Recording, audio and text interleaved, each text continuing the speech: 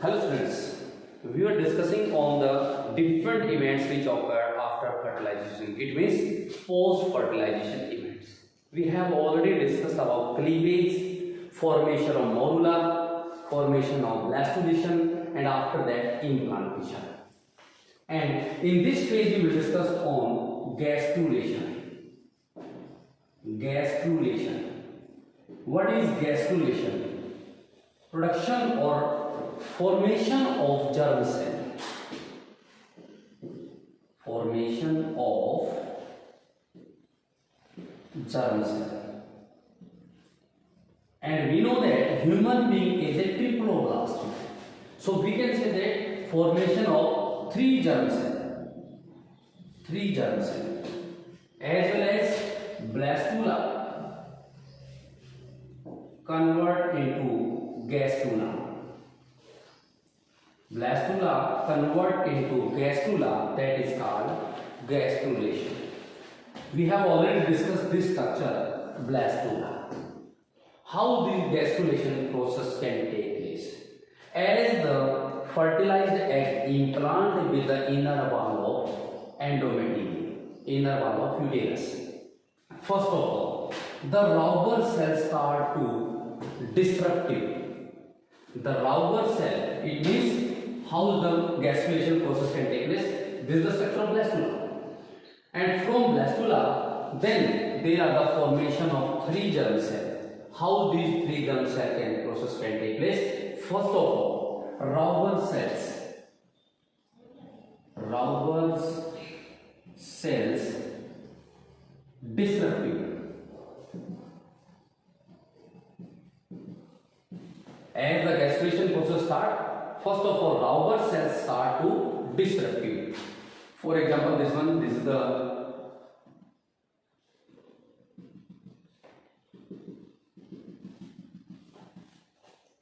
trophoblast, the flat small cell.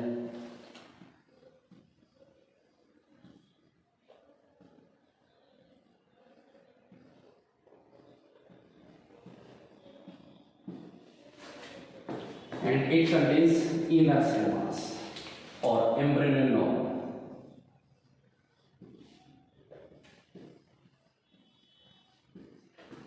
These trophoblastic cells which connect with the embryonal knob cell, these cells are called Rauber cells. And it forms the finger-like projections, deeper and deeper. Okay, take food elimination. After this, first phase, this is the A. It means after gastrulation, in gastrulation process, first occurred this one, right? These Rauber cells start to disruptive. It means these cells start to disruptive, start to degenerate. As these cells start to degenerate, one cavity is formed. We will discuss about this cavity later. First of all, we see how the gastrulation process can take place. This is the first phase in which Rauber cells start to disruptive. After this one, as the Rauber cells start to disruptive, the embryonal knob or embryonal cell change into a disc-like structure. How this disc-like structure cell can change? They becomes flat.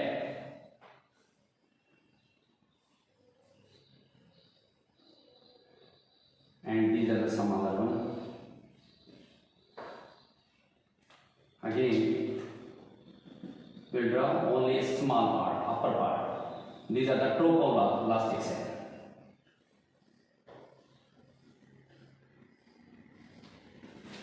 First phase, after blastulation, as the cell enters into gastrulation phase, first of all, Rauber cells start to disruptive. This is the A. After this one, as the cell A cell enters into B, first of all, Rauber cell disruptive.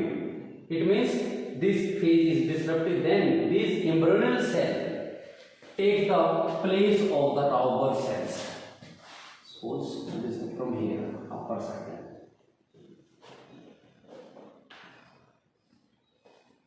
Here the second phase, embryonal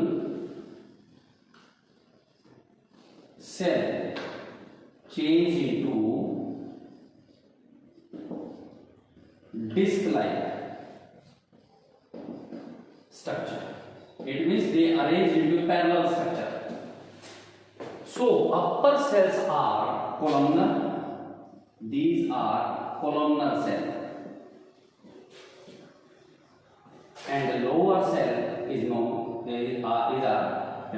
are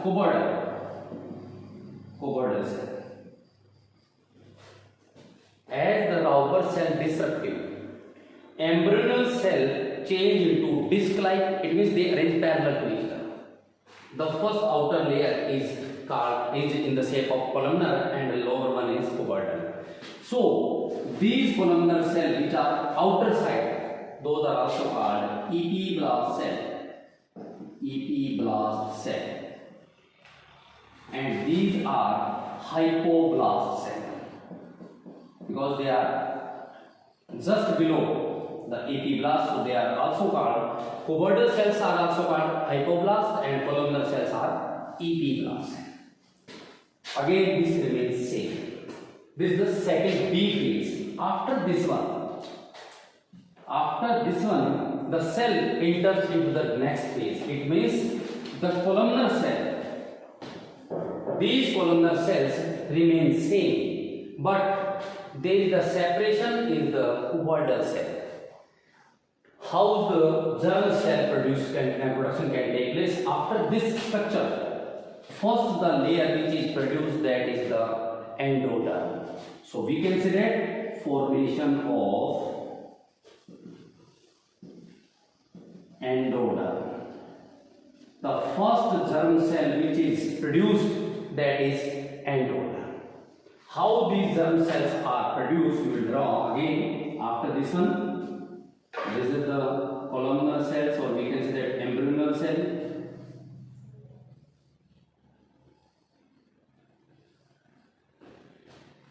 And these cells comes separate from here, and they form a special structure, and these are the trophoblastic cells.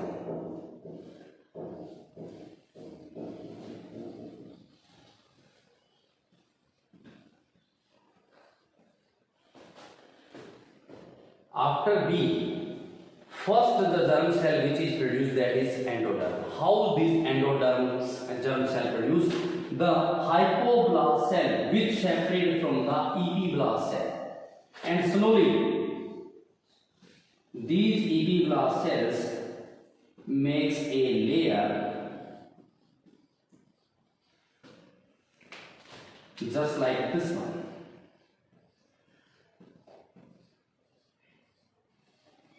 Lower side it is attached with the trophoblast cell.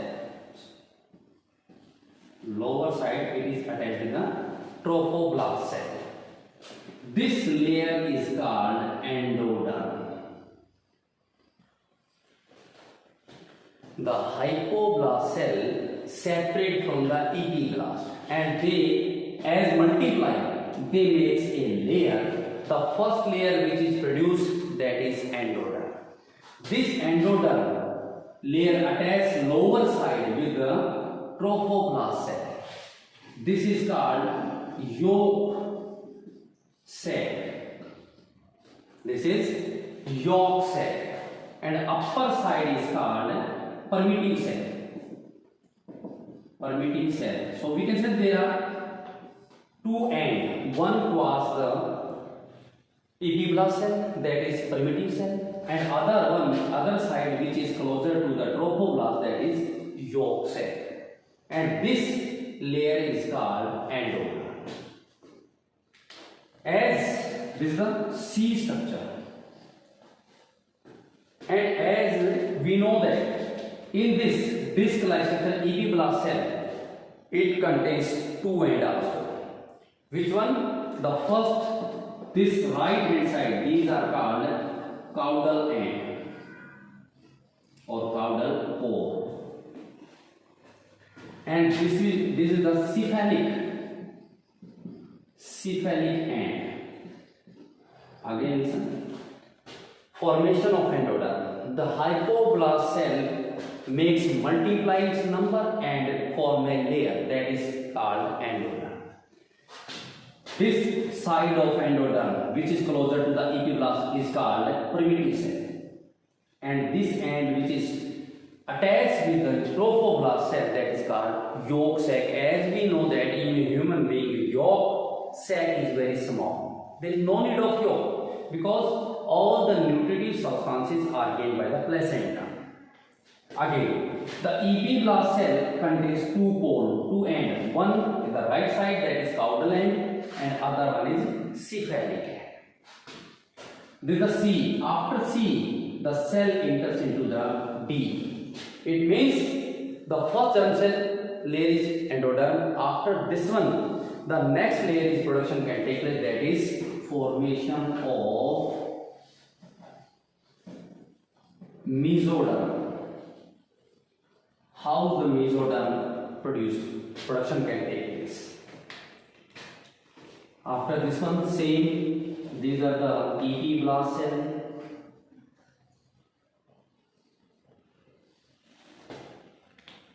And after this one, trophoblast cells or trophoectoderms. And this is already formed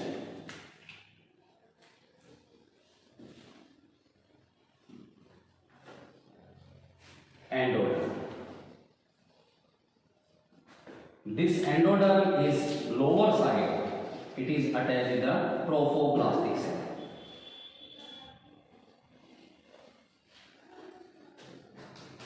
C. This is the C1 line. As we have studied, this right side end is caudal cell or caudal end. So there is another division can take place in the caudal end cell. It means the epiblast cell towards the caudal end again breaks down into smaller cells.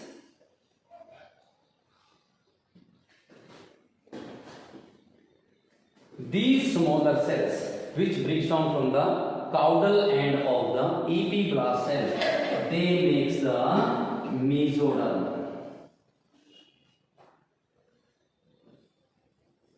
So first layer which is produced from the hypoblast cell, that is endoderm.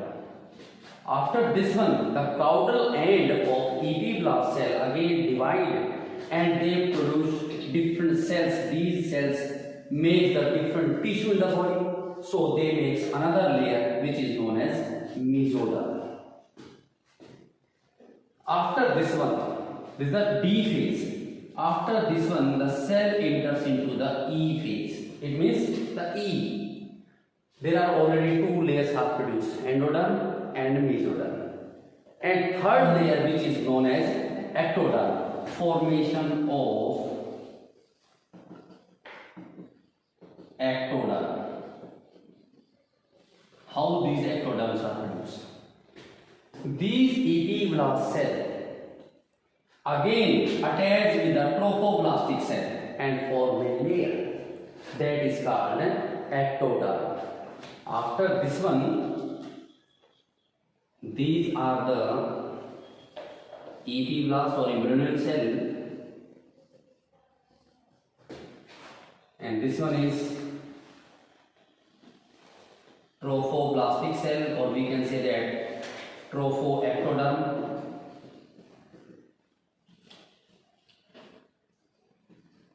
Trophoectoderm.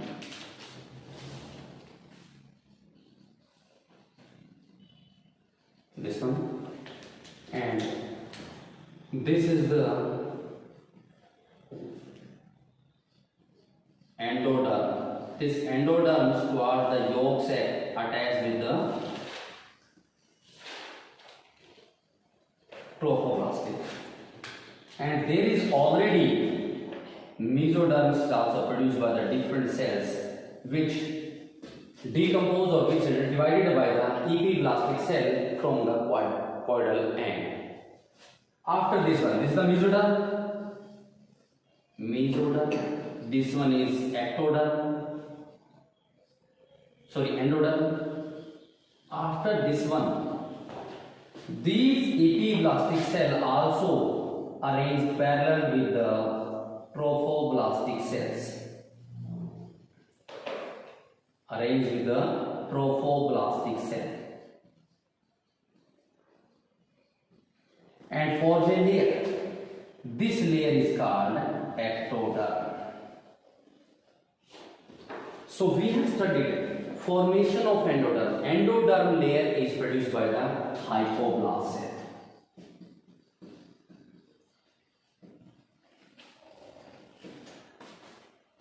And mesoderms are produced by the division of epiblast cell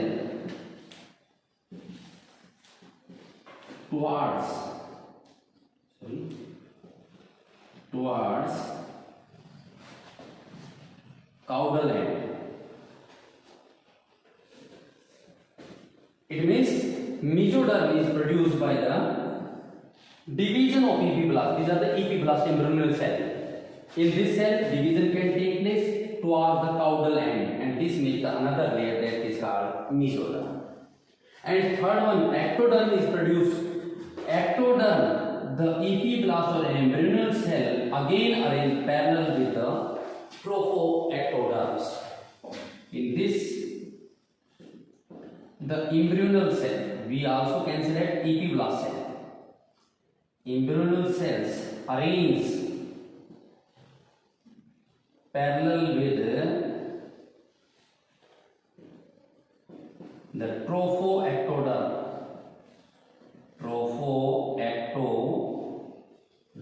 or we can select trophoblast cell.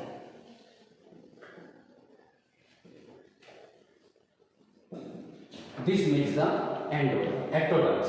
So first of all, as the blastula formation can take place, the blastula changes to gastrula, and gastrula is the production of 3 germ cells. These 3 germ cells produce different organs inside the body. So in next part we will discuss on organogenesis as well as placentation. First of all, we have studied about as the Rauber cells start to degenerate, destructive.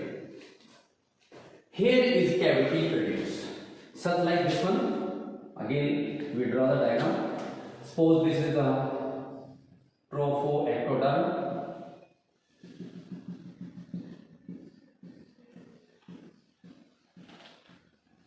Trophoectoderms. And these are the cells towards the embryonal lobe. So these are embryonal cells. And here is the finger-like projections. My chorionic villi are produced. These chorionic villi are attached to the mother body, inner mother body. This is the inner membrane of endometrium which contains nucleic substances. And these are the chorionic villi. Chorionic villi. As Rauber cells start to degenerate, here is cavity produced between the embryonal cell and the chorionic villi. These are the embryonal cell. Embryonal cell. A cavity is produced between the embryonal cell and chorionic villi as the Rauber cell ruptures. This cavity is called amniotic cavity. And in this cavity, a fluid may consist, a fluid may fill, that is called amniotic fluid. Slowly, this cell also, this membrane covers the all membrane of the zygote. It forms this one like structures. It covers all the zygotic cell and it changes into amniotic cavity. How is the amniotic cavity produced? Again listen, as the Rauber cell structures. Between the embryonal cell and the chorionic villi, a cavity is produced in which fluid present. That fluid is called amniotic fluid. And cavity which is produced between this one, this is called amniotic cavity. We have already discussed how the sex determination can take place. One of the method is used by the amniotic fluid test.